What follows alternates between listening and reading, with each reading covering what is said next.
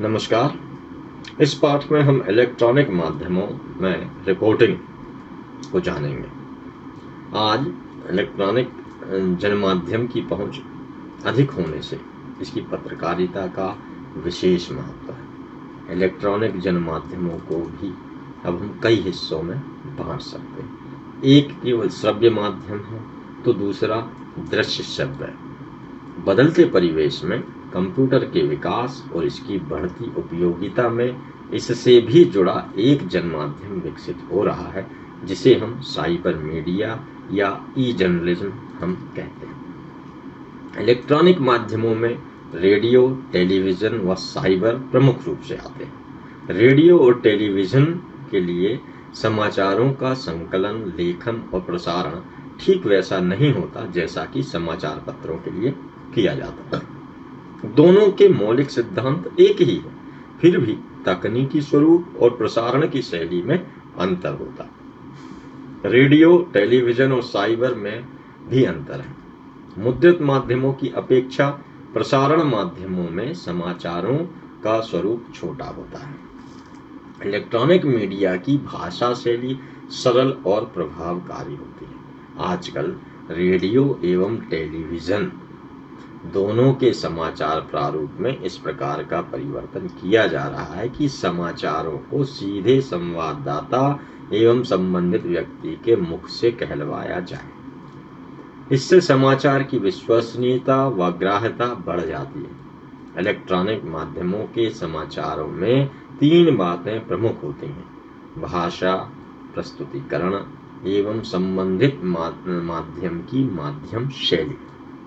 चूंकि यह प्रसारण इलेक्ट्रॉनिक्स की सूक्ष्म तकनीकों पर आधारित है, इसलिए रेडियो, टेलीविजन या साइबर के लिए की जाने वाली रिपोर्टिंग को इलेक्ट्रॉनिक्स मीडिया की रिपोर्टिंग से संबोधित करते हैं। इसकी भाषा बातचीत शैली की होती है। इसमें प्रतिदिन में प्रयोग किए जाने वाले शब्दों का ही ज़्यादातर प्रयोग किया जाता है, जिससे कि श्रोता या दर्शक आसानी से रिपोर्टर की बात समझ सके। रेडियो रिपोर्टर घटना या घटना स्थल की जानकारी शब्दों के माध्यम से ही चित्रित करता है, जबकि टेलीविजन रिपोर्टर चित्रों के माध्यम से घटना व अन्य घटना स्थल का क्रमशः ब्यौरा देता है। वह स्वयं कम बोलने का प्रयास करता है।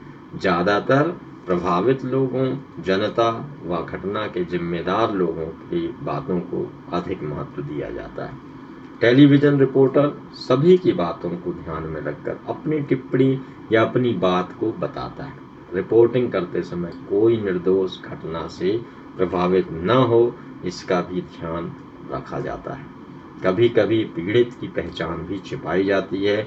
सांप्रदायिक दंगों या बलात्कार आदि की रिपोर्टिंग करते समय विशेष सावधानियां बरतनी पड़ती हैं। इलेक्ट्रॉनिक मीडिया के रिपोर्टर को रिपोर्टिंग करते समय इलेक्ट्रॉनिक उपकरणों का भी प्रयोग करना पड़ता है, जिस कारण उपकरणों की देखभाल, रखरखाव महत्वपूर्ण हो जाता है। भीड़ में रिपोर्टिंग करते समय विशेष ध्यान देना पड़ता है। कैमरा को संचालित करते समय यह ध्यान देना पड़ता है कि कैमरे को कोई चोट ना पहुंचे। बहुधा इलेक्ट्रॉनिक मीडिया की रिपोर्टिंग करते समय कैमरा छीनने व कुछ अंशों को हटाने जैसी समस्याएं उत्पन्न हो जाती हैं। ऐसे में टेलीविजन पत्रकार का धैर्यशील एवं प्रभावी होना महत्वपूर्ण है। संप्रति आज विश्व में इलेक्ट्रॉनिक मीडिया का महत्व सर्वाधिक हो चला है।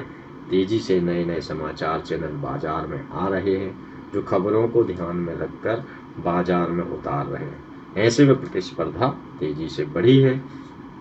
एक्सक्लूसिव रिपोर्ट एवं ब्रेकिंग द न्यूज़ का तरीका बढ़ा है।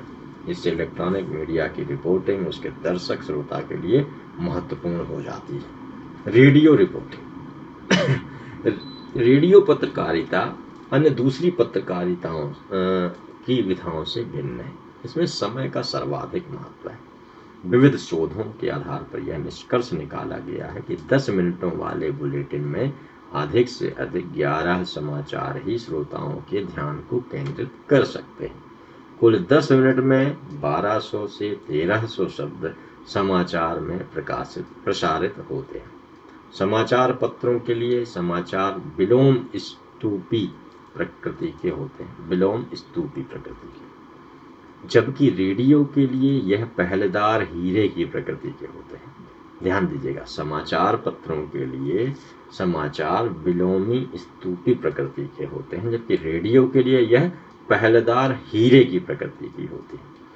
पहले समाचार लेखन में मुख्य विवरण अन्य संदर्भित कम महत्व के विवरण होते हैं। तात्कालिकता, निकटता, महत्व और भाव ही रेडियो समाचार के महत्वपूर्ण तथ्य हैं। किसी सभा, समारोह, सम्मेलन, उत्सव, स्पर्धा या किसी घटना आदि की रिकॉर्डिंग जब रेडियो पत्रकार द्वारा रेडियो के लिए करते हैं तो उसे हम रेडियो रिपोर्टिंग कहते हैं।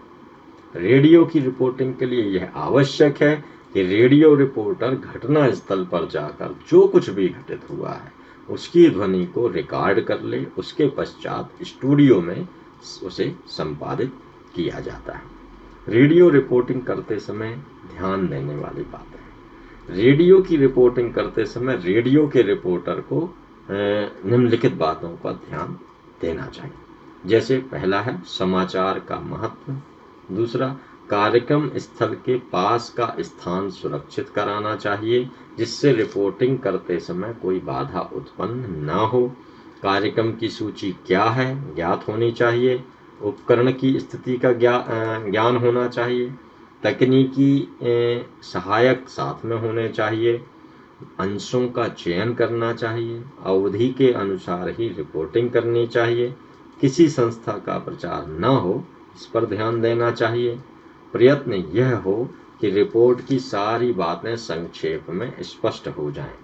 रिपोर्टर की भाषा सरल व स्पष्ट ढंग की होनी चाहिए। उसकी भाषा में हकलाहट, लड़खड़ाहट नहीं होनी चाहिए। बड़े अंकों के प्रयोग में सावधानी बरतनी चाहिए। ये कुछ बातों का ध्यान रखना चाहिए। रेडियो रिपोर्टर, प्रत्येक रेडियो चैनल में नियमित संवाददाता, अंशकालिक संवाददाता और विशेष संवाददाता होते हैं, जिन्हें एक साथ संवाददाता, संवाद लेखन और समाचार संपादक के रूप में सशक्त भूमिका का निर्वाह करना पड़ता है। रेडियो पत्रकारों के सामने कभी कभी विवशता भी होती है। वह ना तो बुलेटिन की अवधि बढ़ा सकता है और ना अधिक शब्दों का प्रयोग ही कर सकता है। सीमित अवधि में समाचारों को प्रस्तुत करना एक कला है। रेडियो पत्रकार संवाददाता ज़्यादा से ज़्यादा कोशिश करता है कि वह समाचार देते समय स्पष्ट एवं संक्षिप्त शब्दों में सभी बातों को कह दे। समाचारों के प्रसारण में संवाददाता की बातों के अंशों को भी समाचार में सुनाया जाता है जिससे समाचारों की विश्वसनीयता स्पष्ट हो सके। इसे वॉइस डिस्पैच कहते हैं, जिससे समाचारों की ग्राह्यता बढ़ जाती है। रेडियो रिपोर्टर के गुण। एक रेडियो रिपोर्टर में कुछ गुणों का होना आवश्यक है। जैसे एक रेडियो रिपोर्टर में निरीक्षण, तार्किकता व समझ नितांत आवश्यक है। सारांश में बात कहने की कला होनी चाहिए। भाषा एकदम स्पष्ट होनी चाहिए। समसामयिक ज्ञान आवश्यक है। साक्षात्कार, वार्ताओं, भाषाओं आदि के लिए तकनीकी तौर पर विशेषज्ञता एवं उपकरणों के प्रयोग की जानकारी होनी चाहिए। रेडियो रिपोर्टर के कार्य। रेडियो की सीमा शब्दों व आवाज तक, अतः संवाददाता को शब्दों से ही घटना का चित्र प्रस्तुत करना पड़ता है, जिसमें संक्षिप्तता व सरल भाषा का प्रयोग नितांत आवश्यक है। दूसरा, एक रेडियो रिपोर्टर को घटना या समाचार तक शीघ्रता से पहुंचना तथा घटना के अन्य पहलुओं का आकलन भी आवश्यक है। समाचार को संकलित करना एक कला है, जिस पर रिपोर्टर को समाचार हेतु पैनी निगाह रखनी पड़ती है, क्योंकि संवाददाता को समाचार तक स्वयं पहुंचना पड़ता है। इसके अलावा जो कार्य है वह है फील्ड रिपोर्टिंग में वक्तव्यों, विचारों, साक्षात्कारों आदि को टेप रिकॉर्डर के माध्यम से टेप करना पड़ता है, जिससे उसकी क्रमबद्धता और प्रभाव उत्पादकता बनी रहे।